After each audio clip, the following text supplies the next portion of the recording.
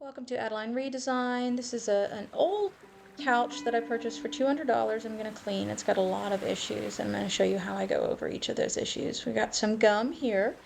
They're tearing in the upholstery at the top there. There are actually several places. I'll show you. We've got a stain across the back. The arms are pretty gross on all of it. And the cushions can be removed and put in the washer. I will be doing that, but they're also going to need some holes sewn up, and they have what looks to be some kind of glue attached. There are little strings coming off, feathers popping out. This is a project, certainly, and the pillow forms are not filling in the areas all the way. There's also a green or blue stain there. Looks like someone tried to get it back up. And here is where I have what I think might be glue. You can see the pilling is incredible. There's a way I'm going to address that. You can address it in a few different ways. Here we have some more staining. I'm not entirely sure what that is. I've decided to go in and remove all of the cushions that will be going into the washer to help prevent damages to the upholstery. I'll be doing that inside out.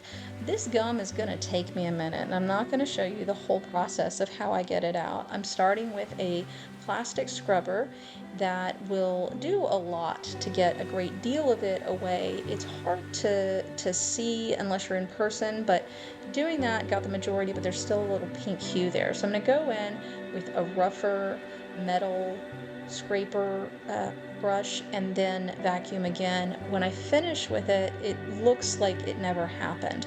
I'm going to be washing all of the materials on cold water before I put them back on, and I'm going to be just using simple dish soap and water to use in my Bissell in order to clean the entirety of the piece. When you're cleaning upholstery and removing stains, you're going to want to start with the most mild methods first. The method of spraying it all down with soapy water and then coming back with that Bissell vacuum and scrubbing where I need to is not the most interesting thing that ever happened, and doing this requires a great deal of patience, but stick with me and let's get this done for a few minutes. I'm going to speed up the pace to show you how much effort went into it without boring you beyond all belief, is my hope in any case.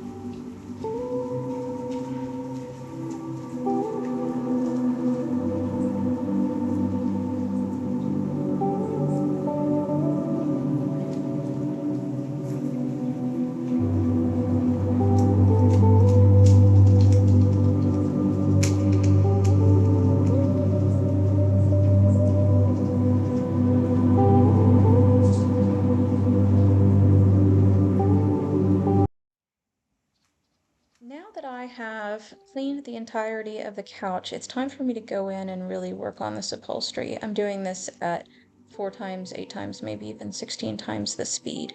What I'll be doing is going in with wood glue. It's a very strong wood glue that I'm using, and that's a kind of a toothpick. The way that you get the upholstery in these kinds of instances to cover the hole is because it's woven, you pull out the woven sections, and you'll see me do it again here. The sides have the threads where they are loose, and then as you go further out from where the threads are loose, you can pull to do some unweaving of that. And you see me doing that. I go down about 1/4 of an inch and then pull toward the hole. And it's similar to when you tighten your shoelaces, only the process takes a much longer time. I managed to get that stain out of the back fairly well. I go back in because I can still see it a little bit, and once I'm finished, it will be gone. The glue on the upholstery in some cases will have it feel hard at the end, but it is very stable. Only in one spot on the couch will I end up with a place where the upholstery glue that I've used is obvious. On this section, I hadn't felt like I pulled it out enough, and so I'm going to go back in with the toothpick and pull just on the edges of that after I add some glue in to allow the existing upholstery to really do a much better job of covering that hole up. And as I said, around the edges, you can see where the threads are loose, and I go out from those and pull toward the hole in order to spread the fabric so that it will provide coverage there. The glue does a couple of things other than just hold it in place. It helps prevent fraying, and this is the place on the couch where there will be a hard spot. Because I applied the glue, I didn't pull out enough of the weaving, and then I went back to do it again. So that's just a glue buildup. Let's move on from there, and I'll give you a break from my voice.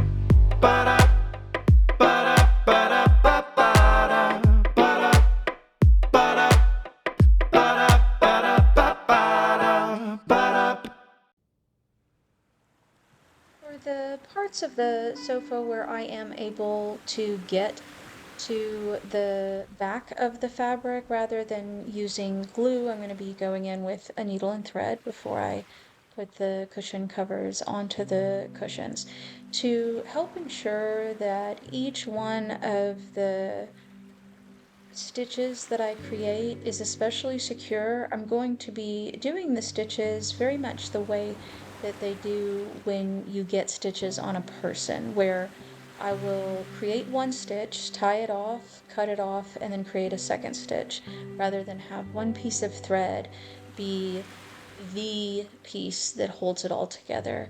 By going in and doing a stitch, tying it off, cutting it off, doing another stitch, tying it off, cutting it off, I create a scenario where 5 to 10 different stitches would have to come out in order for this hole in the upholstery to be visible.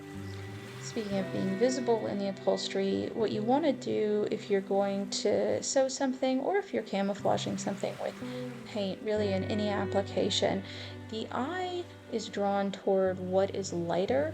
And so when trying to camouflage something, you're on the side of darker. You can see the thread that I'm using here.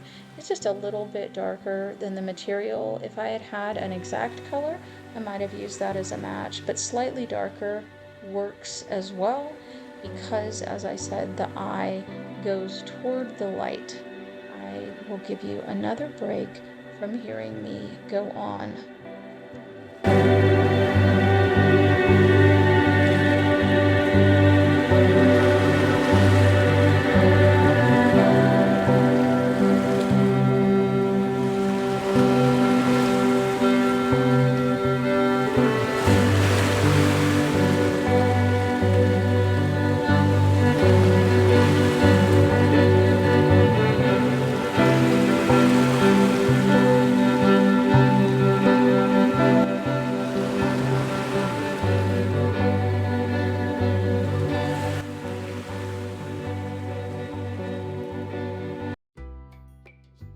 Now that I have the entirety of the couch put back together and sewn where it needs to be, it's time to address that pilling.